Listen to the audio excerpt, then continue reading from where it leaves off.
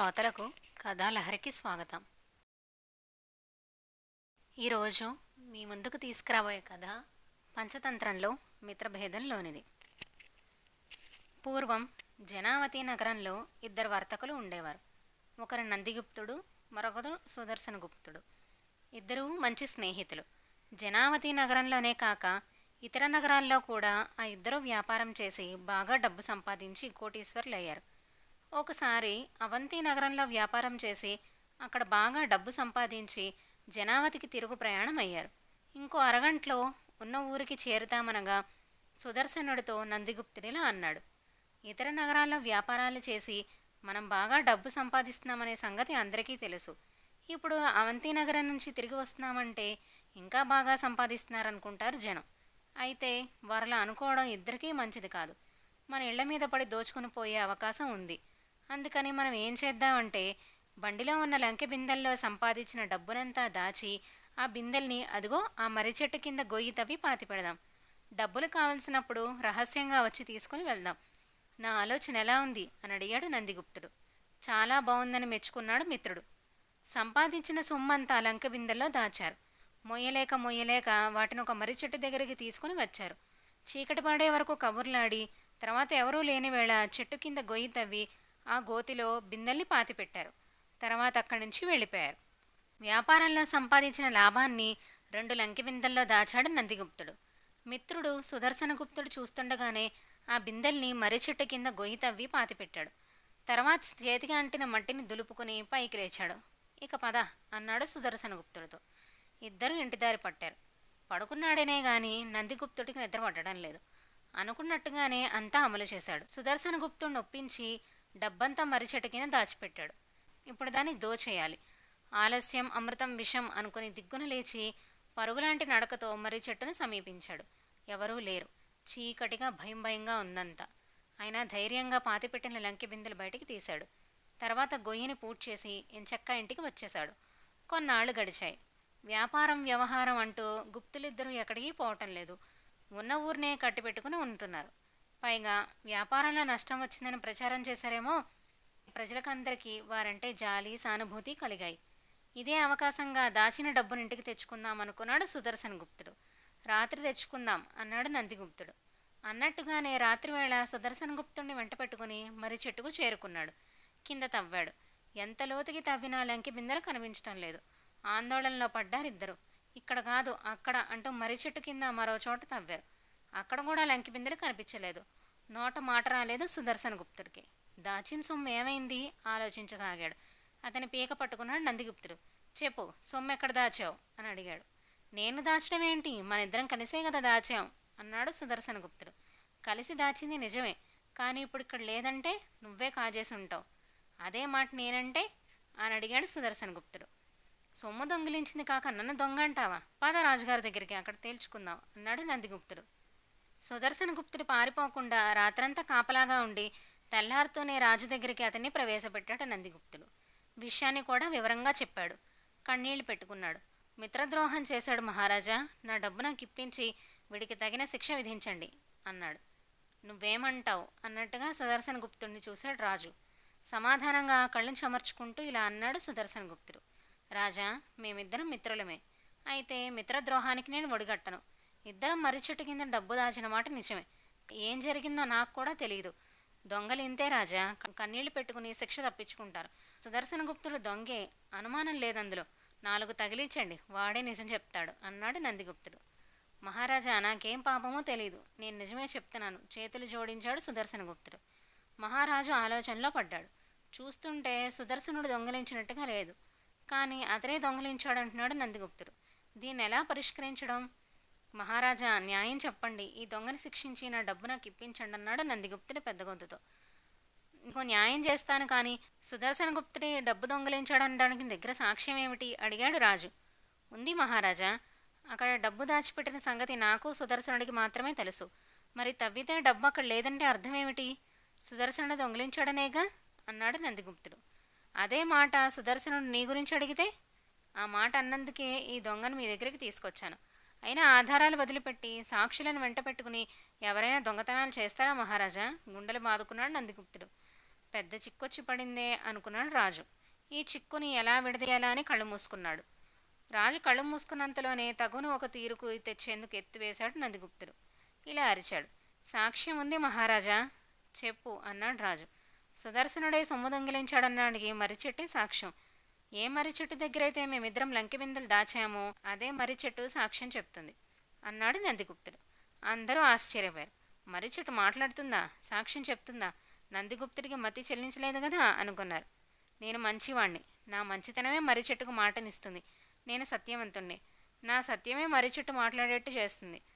రండి మహారాజా, మర్రి చెట్టును ఆశ్రయిద్దాం రండి అన్నాడు నందిగుప్తుడు. చీకటి పడింది అప్పటికే. రాత్రివేళ రాజు అంతఃపురాన్ని వీడరాదు. మంత్రులందరూ ఆ మాటే చెప్పారు. దాంతో ఇలా అన్నాడు రాజు. రేపు మంత్రి సామంతుల సహా మేమందరం మర్రి చెట్టు దగ్గరికి వస్తాం. ఈ రాత్రి ఓపిక పట్టండి. కొలువు చాలించాడు రాజు. వెళ్ళిపోయాడు అక్కడి నుంచి. డబ్బు పోయింది, దొంగంటూ అపకీర్తి మీద పడింది. బతకడం అనవసరం, ఆత్మహత్య చేసుకుందామనుకున్నాడు సుదర్శనుడు. అంతలోనే ఆ ఆలోచన మానుకున్నాడు. చనిపోతే దొంగన్నది ఖాయమవుతుంది. కుటుంబ పరువు మర్యాదలు పోతాయి. దుఃఖిస్తూనే నిద్రపోయాడు. నిద్రలేనిది నందిగుప్తుడికే. చెట్టు చేట మాట్లాడించాలి, సాక్ష్యం చెప్పించాలి. ఇప్పించకపోతే తన తల ఎగిరిపోతుంది. రాజు ఆగ్రహించి ఎంతటి శిక్షకైనా వెనుకాడడు. ఇప్పుడెలా అనుకున్నాడు. ముసలి తండ్రి గుర్తొచ్చాడు. పనికిరాడని ముసలివాడని పట్టించుకోక అతన్ని ఓ మూల గదిలో ఉంచాడు. ఇప్పుడు అతనితో అవసరం పడిందనుకున్నాడు. నాన్న దగ్గరికి పరుగు తీశాడు. అయ్యా, నాకు సాయం కావాలి, చెప్పు. ధనం మూలం ఇదం జగత్ అంటే ఈ డబ్బున్నవాడి మాటే చెల్లుతుంది. అందుకే ఎలాగైనా సరే డబ్బు సంపాదించాలని మధ్య అవంతి నగరానికి నేను సుదర్శనుడు వెళ్ళి బాగా డబ్బు సంపాదించాం. ఆ డబ్బంతా లంకె బిందెల్లో పెట్టి ఊరి చివర మర్రి చెట్టు కింద దాచాం. ఎందుకు దాచామనేది తర్వాత చెప్తాను. అయితే దాచిన సొమ్మును సుదర్శనుడికి తెలియకుండా నేనే కాజేశాను. మన ఇంట్లోనే ఉంది ఆ డబ్బంతా. కానీ సుదర్శనుడే దొంగలించాడని రాజుగారికి ఫిర్యాదు చేశాను. సాక్ష్యం కావాలంటున్నారు రాజుగారు.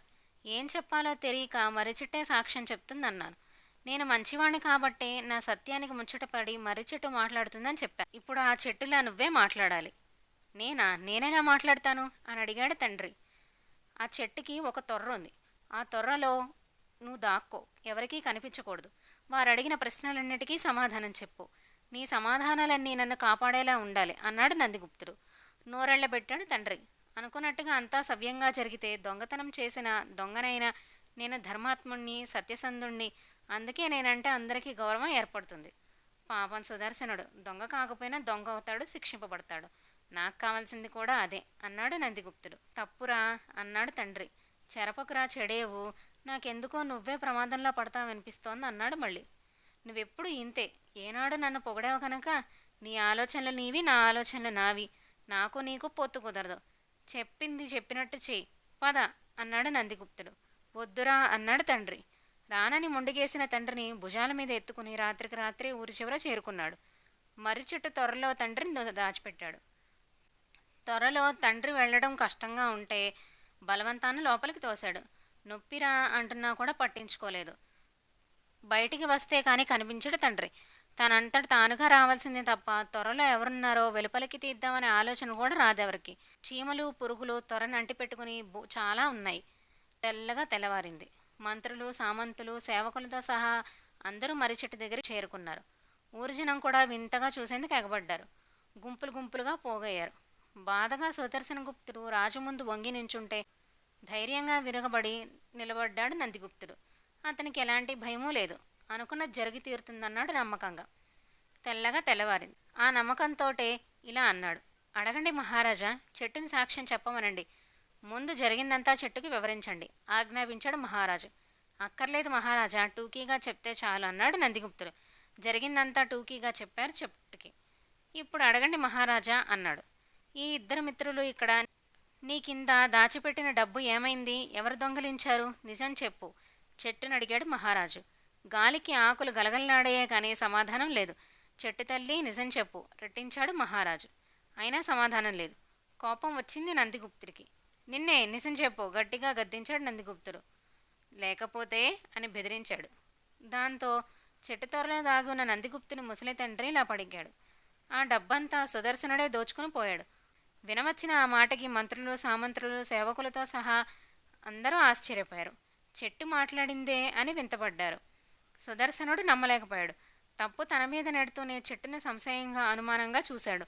మోసం మహారాజా, చెట్టేమిటి మాట్లాడటం ఏమిటి, సాక్ష్యం చెప్పడం ఏమిటి? నమ్మకండి, ఈ సాక్ష్యాన్ని నమ్మకండి గొల్లుమన్నాడు సుదర్శనుడు. చెట్టు సాక్ష్యం చెప్పింది. అంతా విన్నాం కూడా. విన్నదాన్ని నమ్మద్దంటావేంటి? అది అబద్ధం మహారాజా. మీరు అనుమతిస్తే ఈ సాక్ష్యం బండారం బయటపెడతాను. చేతులు జోడించాడు సుదర్శనుడు. ఏం బయటపెడతావు? ఏముందని బయటపెడతావు? చెట్టు సాక్ష్యం చెప్పింది. నీకు శిక్ష తప్పదు అన్నాడు నందిగుప్తుడు. అవును తప్పదు అన్నారు మంత్రులు సామంతులు. మహారాజా, రాజుగారు కాళ్ళ మీద పడ్డాడు సుదర్శనుడు. నాకు అవకాశం ఇవ్వండి, ఈ చెట్టు సంగతి చెప్తాను. నాకెందుకో ఇదంతా నాటకంలా అనిపిస్తోంది అన్నాడు. సరే తేల్చుకో అన్నాడు మహారాజు. అదే ఆలస్యం. సుదర్శనుడు చకచకా చెట్టెక్కాడు. ప్రతి కొమ్మని ఊడని నిశితంగా పరిశీలించాడు. ఏమీ దొరకలేదు. చెయ్యని తప్పుకి శిక్ష పడింది అనిపించింది. బాధగా చెట్టు దిగాడు. చిన్న ఆశ. చెట్టు వెనగ్గా నడిచాడు. తొర్ర కనిపించింది అతనికి. చీమలు పురుగులు తొర్రని అంటుపెట్టుకుని చాలా తిరుగుతున్నాయి. ఎవ్వరూ ఉండే అవకాశం లేదు. ఉంటే అనుకున్నాడు. త్వరలో చేయి పెట్టి వెతికాడు. చేతి మీద చీమలు కుడుతున్నా పురుగులు పాకుతున్నా పట్టించుకోలేదు. ఇంకా ఇంకా లోపలికి చొప్పిస్తే చేత్తో వెతుకుతుంటే ఎవరిదో శరీరం తగిలింది. అంతే, గట్టిగా కేకలేశాడు. రా, బయటికి రా, లేకపోతే రాజుగారి సైన్యం శూలాలకి బలైపోతావు. మహాప్రభో అంటూ రాలేక త్వరలోంచి తొంగి చూస్తుంటే నందిగుప్తుడి ముసలి తండ్రిని సేవకులే గట్టిగా బయటికి లాగారు.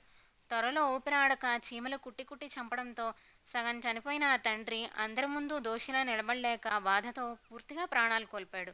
నాన్న అంటూ నందిగుప్తుడు తండ్రి శవం మీద పడి రోధించసాగాడు.